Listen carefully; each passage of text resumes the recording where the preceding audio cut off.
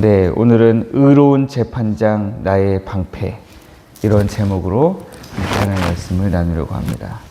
어제는 우리가 1절부터 10절, 9절까지의 말씀을 통해서 베냐민 사람 구시의 간사한 모험, 그리고 모함이죠. 모험이 아니라 간사한 모함과 또 그런 거짓말들 앞에서 이 다윗이 얼마나 마음이 힘들어서 쏟아내놓는 마음인가.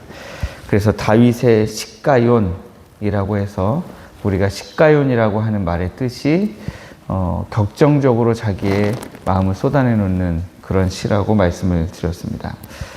그리고 나서 이제 10절부터 17절까지 오늘 우리가 읽은 이 말씀을 통해서 이제 어제 이미 6절 말씀 이후에 다윗에게 영적인 전환이 일어났지만, 그러나 10절부터 나오는 이 말씀들은 구체적으로 우리 하나님께 완전히 지금 나에게 있는 이 모든 일들을 다 맡겨드리는 그런 다윗의 심정을 지금 우리가 볼 수 있습니다.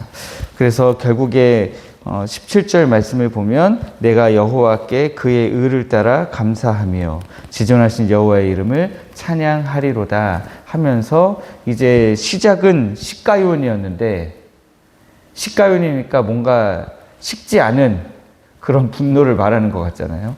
그런데 그런 시가욘에서 시작했지만 마무리는 하나님 옆에 감사와 찬양을 올려드리면서 끝나는 그런 시다라고 우리가 이 시를 묵상할 수 있습니다.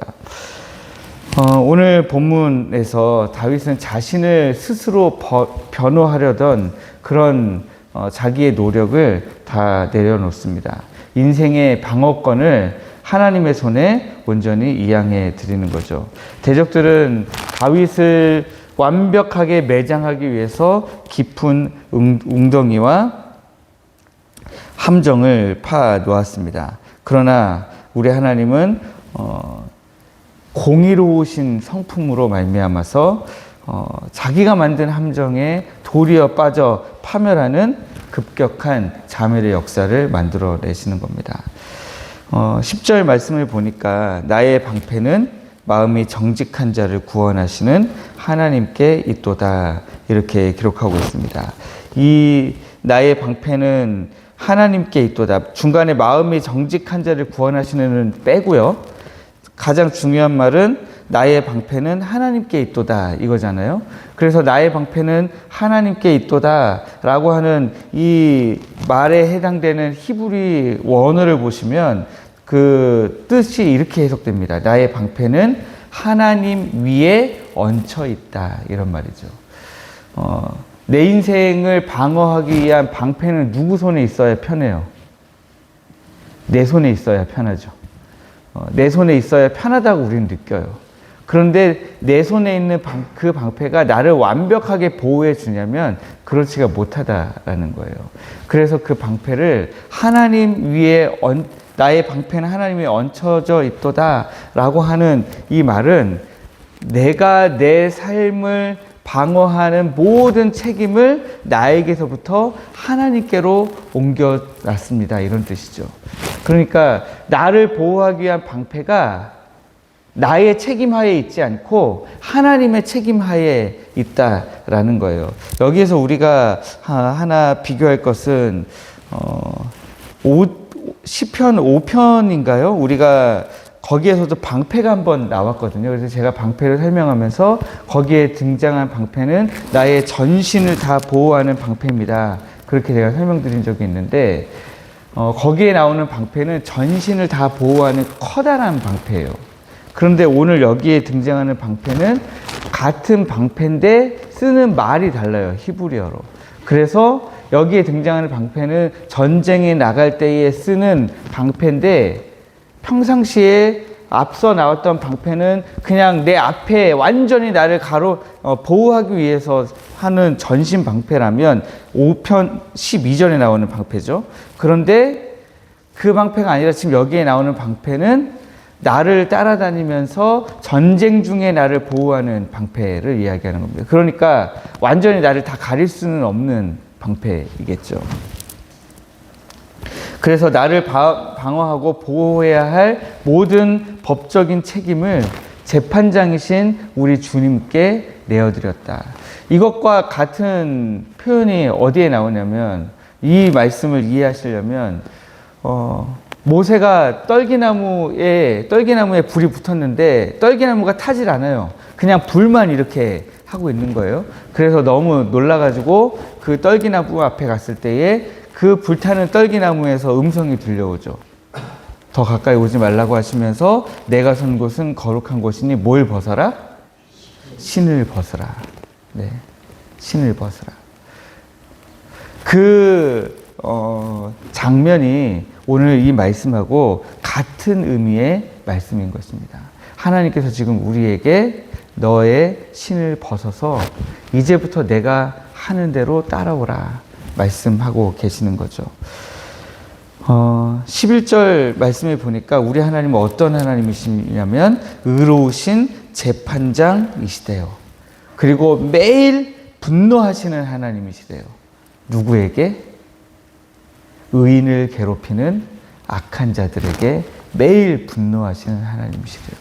의로운 재판장이시면서 자기 백성, 자기 의인을 날마다 괴롭히는 악인을 향하여 날마다 분노하시는 우리 하나님.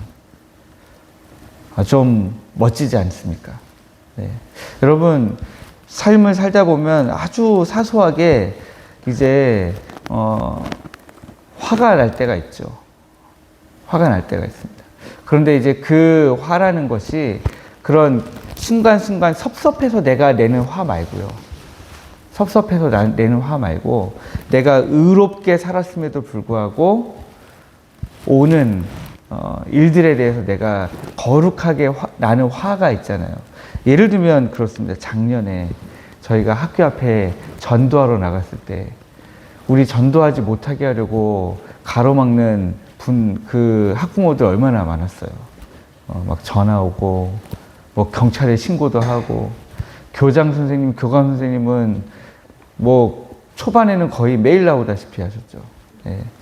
그러면서 제 마음속에 그런 마음이 들었습니다. 하나님, 이거 이렇게 복음을 가로막는 사람들 어떻게 하시렵니까? 예. 근데 저는 그때 그런 기도를 드렸습니다. 하나님, 저 사람들에게 벌을 내리셔서 교회에 나오게 하소서. 예. 그런데 제가 이번에 그 목사고시 준비 때문에 한 주간 가 있었던 교회가 있잖아요. 그 남양주의 생명의 빛 교회라고 하는데 그 교회 갔더니 그 교회도 고민이 너무 많더라고요. 어린이 전도 협회에서 이제 어린이들을 전도하기 위한 프로그램이 있어요. 3일 클럽이라고 하는 프로그램도 있고 이제 새소식반이라고 하는 그런 그 프로그램도 있어요. 그래서 매 주마다 아이들을 놀이터로 모아서 이제 전도하는 거죠. 애들을 말하자면 놀이터에서 지금 교회를 한 번도 안 나가본 애들을 데리고 새소식반은 이 제자 훈련을 시키는 거예요. 그리고 3일 클럽은 방학 동안에 애들 불러서 집으로 초대하거나 교회로 초대해가지고 3일 동안 아이들에게 이제 성경 가르쳐 주는, 그러면서 전도하는 거예요. 그런데 이게 안 되는 거예요. 네. 애들을 잠깐 한 2, 3분만 데리고 있어도 그 난리가 나는데 이 아이들을 데리고 교회로 간다, 집으로 간다, 막 요새 놀이터에 모이는 애들도 없지만 놀이터로 애들을 모은다? 이거는 난리가 나는, 그래서 전도가 안 되는 거예요. 그러니까 그 어린이 전도협회도 지금 머리가 아픈 거예요. 그래서 도대체 전도를 어떻게 해야 되냐, 지금 이제 고민이 정말 많은 그런 상황들을 보고 왔습니다. 우리가 지금 오늘 이 말씀을 단순히 우리의 삶에서 개인적으로 누군가 나를 모함하거나 누군가 나에게 이렇게 섭섭하게 했을 때 내가 화가 나서 그 일들에 하나님이 의로우신 재판장이 되시고 하나님이 매일 분노하신다 라고 적용하기에는 조금 어렵습니다. 왜냐하면 여러분들은 지금 이런 베냐민인 구시 같은 사람을 만나보기가 어렵기 때문에 그래요. 예를 들면 교회 안에서도 마음 먹고 구시 같은 역할을 하는 사람이 있을 수 있죠. 그러나 그런 사람이 늘 있어요? 늘 있는 거 아니잖아요. 그럼 이 말씀을 붙들고 어떻게 지금 기도해야 되느냐 하는 것이 이 말씀을 내내 연구하면서 저의 고민이었어요. 우리는 근데 저만 해도 구시 같은 사람을 어디 가서 만나보지? 그럼 나는 이 하나님을, 의로우신 재판장이신 하나님을, 나를 위해 매일 분노하시는 하나님을 어떻게 경험할 것인가, 그런 고민이 있었습니다. 오히려 그것보다는 우리가 복음을 전할 때에 그 복음을 가로막는 악한 사단마귀에 대하여서 날마다 분노하시는 하나님을 생각하면 오히려 더 그 하나님을 묵상할 수 있겠다. 오히려 더 이 하나님을 우리가 생각할 수 있겠다. 그런 생각이 좀 들었습니다. 여러분, 오늘날은 정말 복음을 전하기 어려운 시대를 살아가고 있습니다. 아무리 친해져도 교회 나오라 소리 한번 하기 어렵습니까? 쉽습니까? 어렵잖아요. 네, 굉장히 어렵습니다. 아무리 친해져도 교회 나오라 소리 하는 순간 관계가 깨지는 경우도 굉장히 많이 있고요. 또 깨질까 봐 걱정돼서 말하기도 참 어렵습니다. 저도 그랬어요. 라오스에서 정말 친하게 지냈는데, 우리는 가족이다라고 말을 하면서 지냈는데 그래도 복음 전하기가 쉽지 않더라고요. 그때 복음 못 전했던 사람, 제가 이번에 한 번은 라오스를 들어가야 되거든요. 라오스를 한 번은 들어갔다 나와야 되는데 그때 마지막에, 정말 마지막이잖아요. 저는 마지막이다 생각하고 들어가는데 들어가서 복음 전하고 나오려고요. 예수님 믿어야 돼 라고 얘기하려고 지금 계속 마음을 다잡고 있습니다. 여러분, 우리가 복음을 전하다가 어려운 일들을 만날 때 아유, 역시 안 되는구나 하고 멈추면 안 되겠죠. 복음을 전하다가 어려울 때에 이 하나님을 우리가 떠올려야 됩니다.